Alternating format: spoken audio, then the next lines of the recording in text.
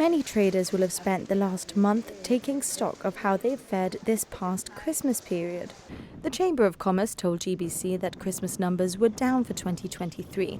It says the 2 Spanish holidays in December are usually very busy, but there were few visitors despite good weather. We are still trading at pre-pandemic levels.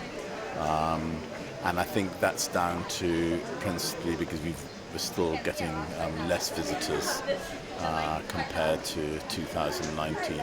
And I think we really need to ask ourselves why that's happening, because most of our visitors come from across the border, and Spain in 2023 experienced a record year in terms of visitors to Spain. So I think we really sort of need to take a look at ourselves and see where we can improve to try and draw more people into Gibraltar, into the town centre.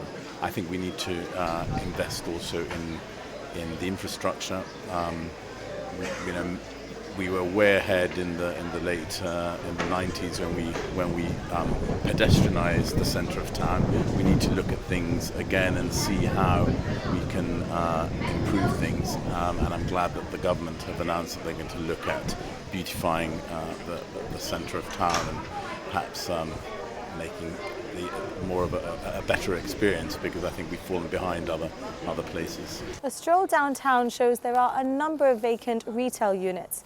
Could businesses be thinking twice before signing up to rental agreements? So Gibraltar, like many other places in the world, is going through tough economic times, emerging from COVID, a world at war. And we also have the additional challenge, which is the uncertain picture with respect to Brexit. Gibraltar is also facing challenges from the immediate hinterland when it comes to our retail and tourist products. And I think it is necessary for Gibraltar to consider how it's going to tackle those challenges strategically. I think businesses and government need to work together to deliver those solutions, which are probably necessary. But I think it is right to recognise that Main Street in particular has perhaps more vacancy than has hitherto been the case. And I think it reflects those difficulties and challenges. Premiums have gone down, not quite to zero, but pretty close to zero. But for example, this shop behind us, you can now get for, say, £65 per square foot per annum without a premium. So slowly but surely, the costs are coming down.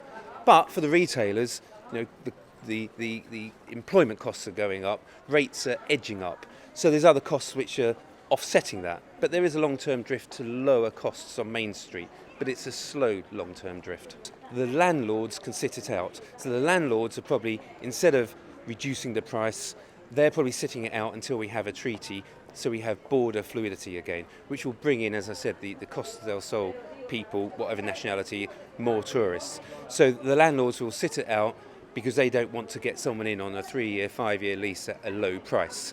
So I think, like most of business in Gib, not all, but most, we're waiting for that elusive treaty.